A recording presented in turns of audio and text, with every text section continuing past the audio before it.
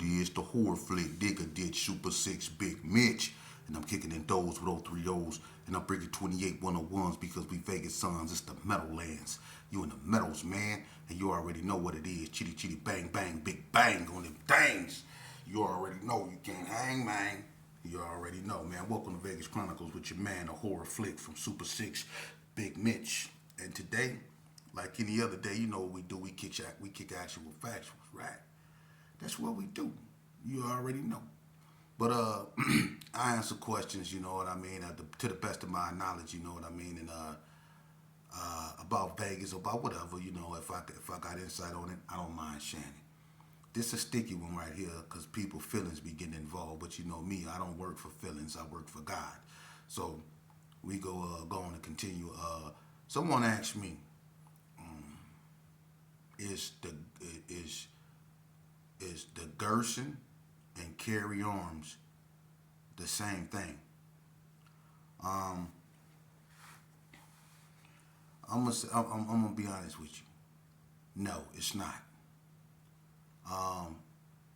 The Gerson is its own entity. It used to be its own projects. The Gerson, number is 369. Their color is green and black. Carry Arms, and I'm gonna just be honest, used to be 60 Hood. It used to be an extension of Crip City. Crip City is houses, a bunch of streets, and in between them streets is a street called West Street. In between the houses, and that's what separate Carry Arms from Crip City Gangster. A street called West Street. Carry Arms is a set of apartments, you know, that used to be an extension of Crip City. The 6 used to run that area, you know. What happened was, during about 87, a guy that used to be a 60 broke away from the 6 for a minute, for whatever reason, that's their history. But he broke away from them and he started what was known as K9. And, you know, the first K9s were blue rags. And I can get into how K9, you know, formed, but that's not my story. And I'm going to let them tell it, you know what I'm saying? Because they, you know, I mean, either you go tell the truth or you not. And if people that was there and know the truth, go know if you lying. You know, but if they want to tell their story, they can tell their story. But it started as an offshoot of the 6 you know, and they wore blue rags at first. So that right there separate Carry Arms from the Gerson in itself. The Gersons didn't wear blue rags, and they never been Crips, you know. So, but the K9s, the first ones, was an offshoot of the Rolling 60s, and the Rolling 60s will tell you that. And the first K9s were people like J Rock, you know, there used to be a 6 Doobie, Richie Rich, Tricky T, Freak, Freaky P, Trick, Skeet, Cootie Rome, Ray Lou, Tennessee, Hacksaw, Baby J, Jody Gyro, Ice Dog, Anthony Webb, you know what I mean, Dog Man, D'Lo, you know, Lil Chappie, you know what I mean. It was a Tricky T, rest in peace. You know, it was a few. Sweat, you know what I mean. It was a few K9s. You know, Big Creep, Lil Creep, them the real K9s. You know what I mean. If I didn't say your name, that mean you wasn't active or you wasn't out there like that. You know what I mean. But then was basically the base of the real K9s. Kip Nut, you know what I'm saying, G Crown, Hacksaw, you know what I mean, all them, you know, for sure, can't forget about them. And it was a few more, but for the most part, them was the real K9s right there. All right. Now, what happened was, it was a few Gersons, Lil Gus, Donna Ray Page, and all them. They moved in Carry Arms over there on Morton. You know, and, you know, with that, you know, the Gersons started coming on Morton. And, you know, the Gersons, you know, this was during when crack started popping off.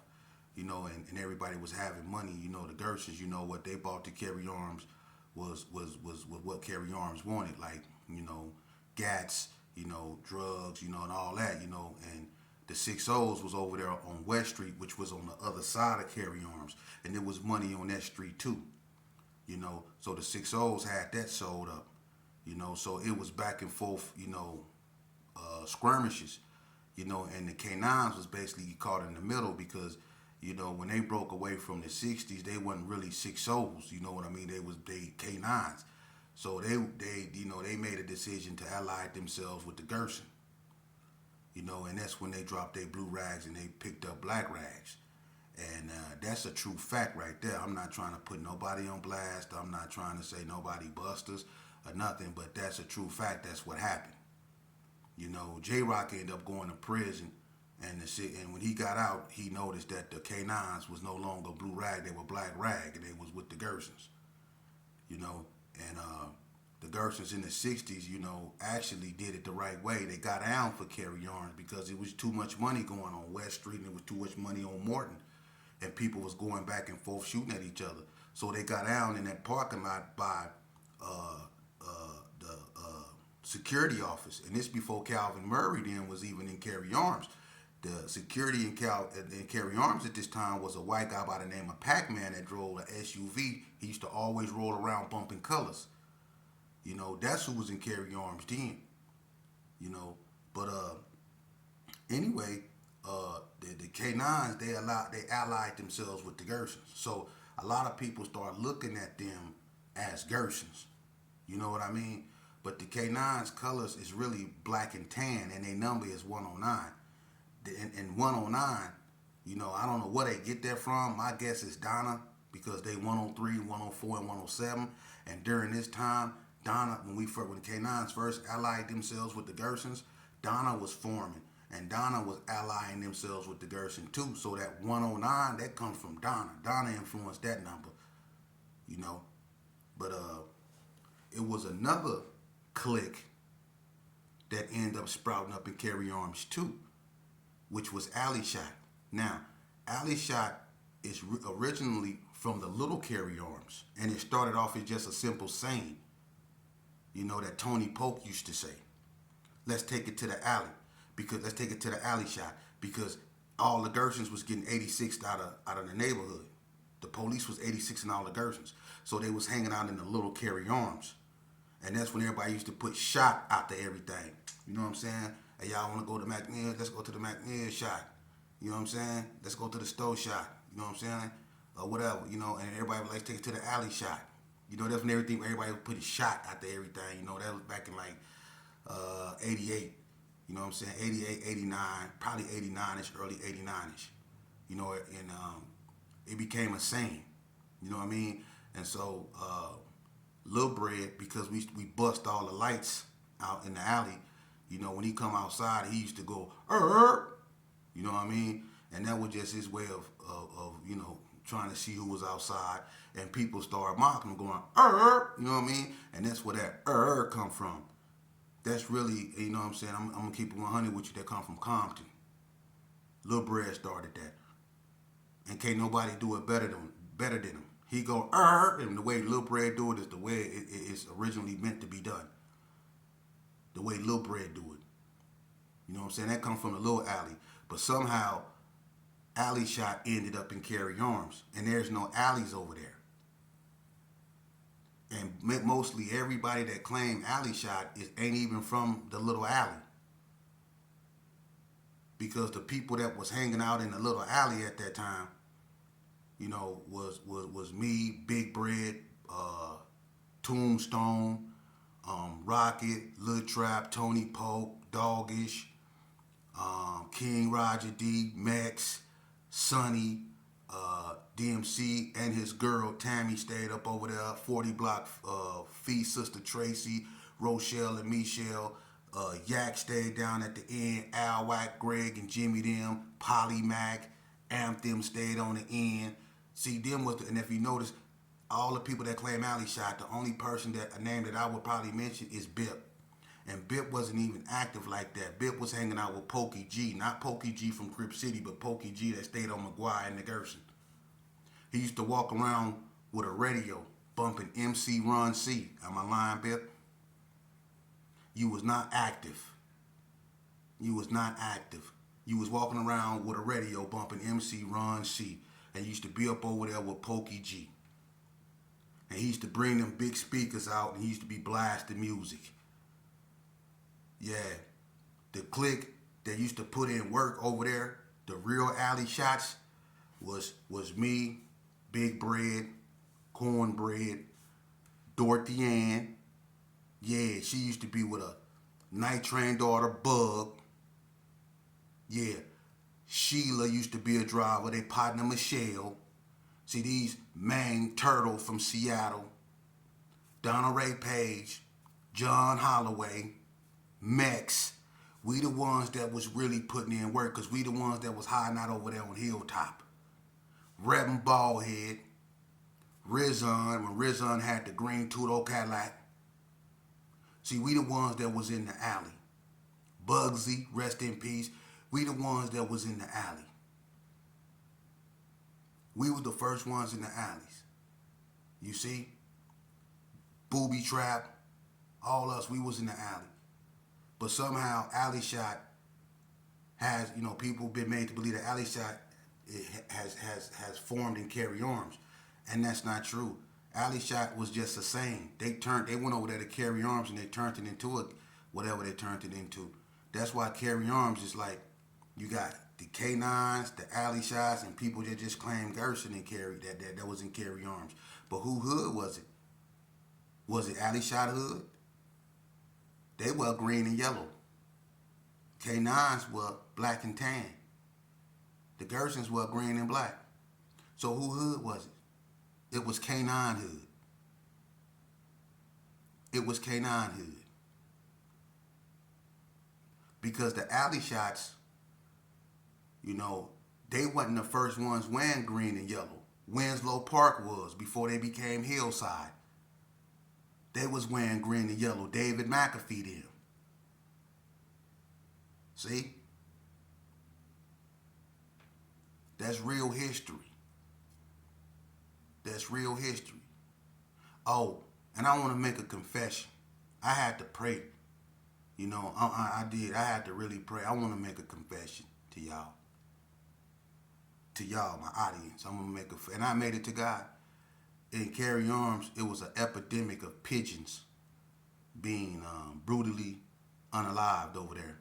Y'all remember when all them pigeons was in the field, all up against the wall, ants and stuff was crawling up people building, and the security was looking for the person that did it? That was me. Y'all remember I used to walk around with that cane? I used to play golf with pigeons. I was a serial pigeon, for real. I'm the one that did all that to them pigeons over there. Man, listen, I swear to God, it was so many.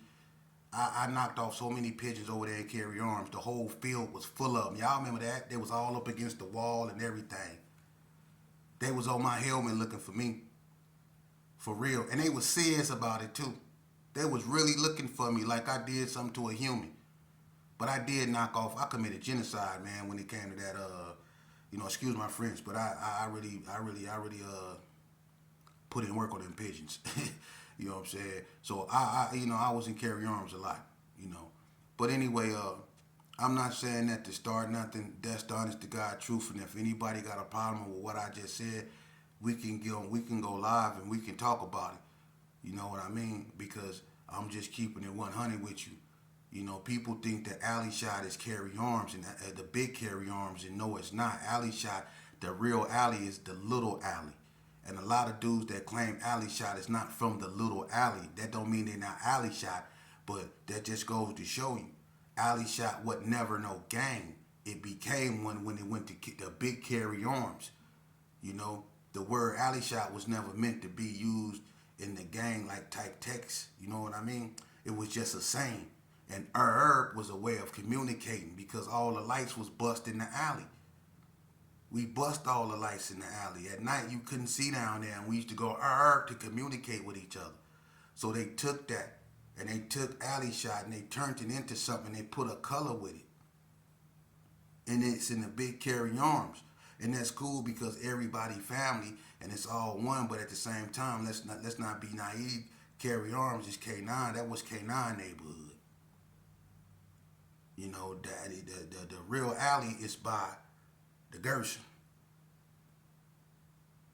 So there is a difference between Gersons and K9s. But they all family, they all one, you know what I mean? But me, I know the original K9s. You know what I mean? Them the ones I know. The ones after that, I don't, you know what, I didn't pay too much attention to them. You know what I mean? And that's their story, not saying that they don't have one, but that's their story. I didn't really pay too much attention to them though. You know. Now, moving along. I can't stress it enough. You know what? I'm gonna tell you something, man. Hey, youngsters, come here. Come here, I want to tell you something. I'm gonna tell you something. Hey, if y'all got kids, tell them I said, come here. I'm gonna tell them something. Hey, look at me. Look at me. Stop disrespecting your parents and your mama. Especially your mama. Stop disrespecting them. Okay? I'm going to tell you something. One of the most powerful things in this world is a woman's intuition. If your mama tell you something, listen to her. Your mama, like I said in my last video, is never going to tell you nothing wrong. Listen to your mama. Listen to your parents. Okay? Don't let nobody fill your head up with no nonsense. Let me explain something to you. It's a lot of dudes around here that's quick to say, I love you, homie. I love you, homie. I love you. You notice that? I love you. See, back in the day, when I was coming up, we said much love. You know, we didn't really say I love you. We didn't say that. You know why? We didn't have to. Because we showed one another how we felt about one another in our actions. You see? Because we didn't backstab one another. We didn't backdoor one another. We didn't hate on one another because one of us was up and the other one was down. Because the one that was up was trying his best to help the one that was down get up. See? Just because when I grew up, just because one of us had a car and the other one didn't, the one with the car didn't look down on the one that didn't, and he didn't let him walk. He made sure he was with him. You see? We didn't have to say we love you, homie. We showed one another love. We showed each other love. That's the difference between my era and the difference between this era. They so quick to say, I love you, homie. You notice that? I love you. I love you. I love you. I love you. They tell you they love you more than they tell their own kids they love them. They tell their homeboys they love them more than they tell their own females they love them. And I find that strange. For real. Listen. Take it from someone that's been in the game. Don't listen to I love you. You watch how that person treats you. You watch how that person treat other people. And then you make your own conclusion about that I love you stuff. Because they love you until y'all both looking at a certain crime and then it's you or him. Then you go see it's a thin line between love and hate. They love you until you got a beautiful woman that they want. They love you until you glowing and you actually take showers, brush your teeth, and got manners. They love you until the end. You see what I'm saying? They love you until you need $2 to get you something to eat. Then love don't live that no more. Be mindful of that, man. Quit putting everything that's priceless to you, like your life.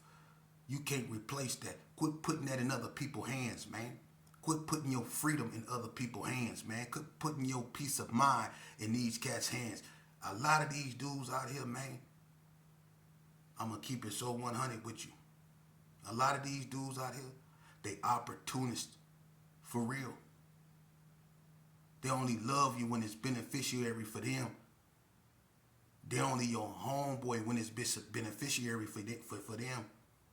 Them same dudes that say I love you, them same dudes that hug you, that give you C-shapes, that sit down at your mama table, be the same dudes that be at other people's mama table sitting down talking bad about you, man.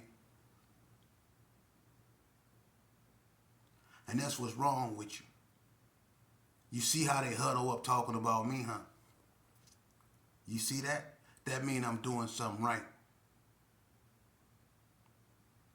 That mean I'm doing something right. They mad because I don't co-sign lines. A lot of you cats was not out here with the function like that. You wasn't, and I'm not finna let you lie to these youngsters because what we was doing was stupid. So I'm not finna let you lie about stupidity in my face when I did 20 years out here for indulging in stupidity. I went to places that you couldn't go. I just stopped a lot of dudes from getting violated in the penitentiary, but I don't expect no badge of honor. Because God go give me my blessings. And he showed me and showered me with blessings by giving me a second chance. And this time I'm going to get it right. And I don't care about no imperfect creatures judging me. But make sure when you judge me, make sure your hands is clean too. Okay? So you youngsters out here, listen to me. I'm going to tell you something. Look. I was one of the worst ones of the one. Look, I've been to Elko 3 times. You understand me? I've been to Elko 3 times. I've been to Tennessee, Shelby Training Center twice. That's 5 times I've been in the institution. I've been to the Crazy House. Okay, that's 6 institution. So that's 6. Okay, and I was certified as an adult at the age of 15 for my 5th gun charge. You hear me? And then I got sent to prison for a gang-related, you know what, hot one. And I did 20 years of my life. Look at me. And in that 20-year process, that 20-year journey, I've been stabbed twice, once in my eye, once in my head. I was pronounced dead on a gurney. Do you hear me? Do you feel me? I lost all my childhood friends. I gotta walk around with this for the rest of my life as a constant reminder. Yeah. I've been through it. Every time I went to the board, they gave me a 3-year dump. And they would have gave me a bigger one, but that was the most they can give me at that time. They can give you 5-year dumps now, but I was only... at that time, I'm under the old law, so they can only give me a 3-year dump. But I got one every time I went to the board. They gave me 9 years worth of dumps, back to back. And didn't no homeboy come up there and say, "Let that man go. He suffered enough." Didn't no homeboy write me. Both times I got stabbed, and I looked in the other bed because those hospital beds, them hospital rooms in prison, they 2-man cells. When I looked on the other side of the bed, it wasn't not one time another homeboy laying next to me, and I thought it was supposed to be do or die. But I was the only one laying up in that bed. Both times. Stabbed up. One time, when I got stabbed in the eye, they left me on a gurney for an hour with a sheet over me, with dried up puke on me. Pronounced DOA. Until a captain took my pulse, man. You hear me, youngster? A captain, not a nurse, a captain. Somebody that ain't even trained in that field. A captain took my pulse. See? Do you hear me, youngster? Is that what you want? That validate you? You want to be laid up in the bed? Your homies ain't going to be laid up there with you. See, because after I laid up in that bed, listen, I laid up in the bed for 6 months till I got bed sores. And then you know what they did to me after that? They gave me 5 years in the hole. Yeah, they gave me 5 years. I went from the infirmary to the hole. Huh? Still going through, I went through rehabilitation for being stabbed in the eye for over 10 years. You want that? Because it don't make you hard. And no matter how many Cali boys I did whatever to, I still didn't get that back. That still was taken from me. You see? No matter what I did, I still gotta walk around with this. See? You better listen to me. Your homeboys ain't telling you this. Them ain't your homeboys. Your homeboys shouldn't be glorifying what you doing if it's something stupid and can lead you to what I just got through talking about. That ain't your homeboy, man. You need to get the ball. We need to get away from them, man. If they not telling you to turn around and go the other way because down here is a dead end, brother, that ain't your homeboy. That's not.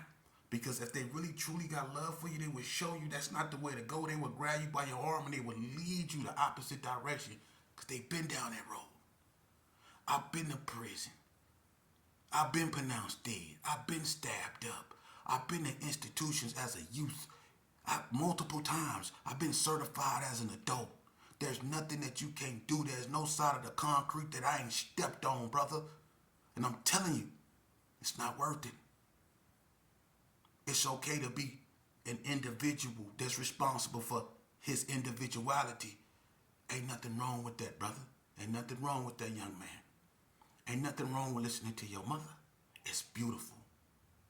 If only you knew, it's beautiful.